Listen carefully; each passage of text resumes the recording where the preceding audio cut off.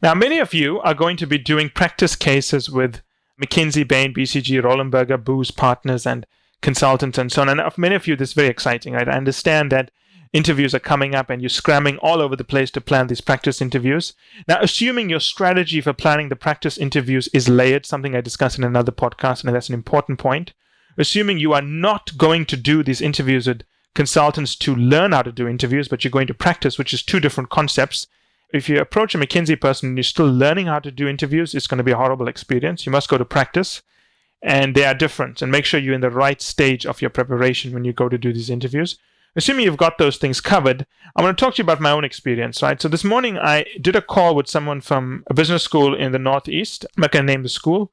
A nice candidate, I thought very friendly. English was not the candidate's first language. He was of Italian descent, but he was a very nice guy, very friendly, bubbly personality. He makes funny little jokes throughout the cases, and I liked him. And he did something that made me dislike him. And let me tell you what he did. So we were doing a case on deregulation, and I was explaining to him the logic of how you structure cases. Now, the way he was solving the cases were very, very weak. He was memorizing frameworks, and I was trying to teach him how to do brainstorming and so on, right?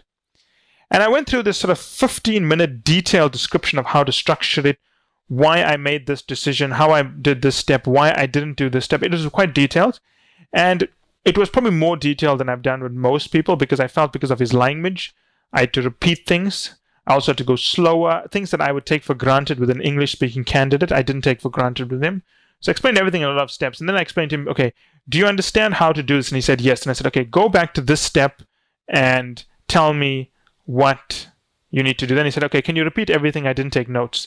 Now, let me tell you something. If you go into a session and you don't take notes, there is nothing that upsets someone who's helping you more than to hear the fact that, well, repeat everything you've said. This is an extreme case, but I get this with a lot of our own clients as well, whereby I'll explain something to them in detail and I ask them, okay, have you taken notes? Then they say, no. Can you repeat that? Now, it's firstly disrespectful, I think, when someone's helping you and you're not taking notes. Second, it's even worse when you've worked with us many times and you know how important note-taking is to the approach. And third, if someone's giving you advice, if you don't have the propensity to take notes, what are you going to do? And it's not as if we don't want to help. It's more the question of we don't even remember what we've said.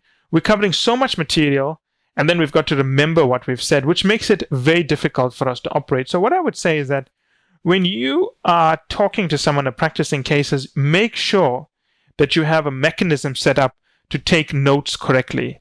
There is nothing more annoying than someone who cannot take notes correctly. Firstly, if someone doesn't take notes, it's irritating.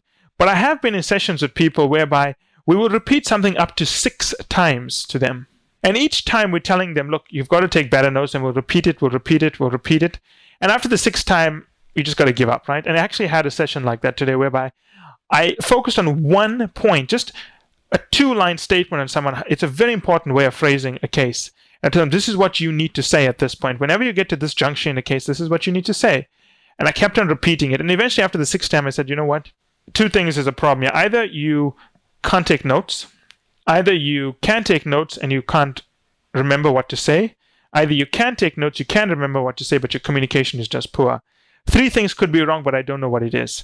My guess is that you probably can take notes. You are not thinking clearly and you're under a lot of pressure. But the point is this. I don't know what the problem is. And at some point, you have to move on.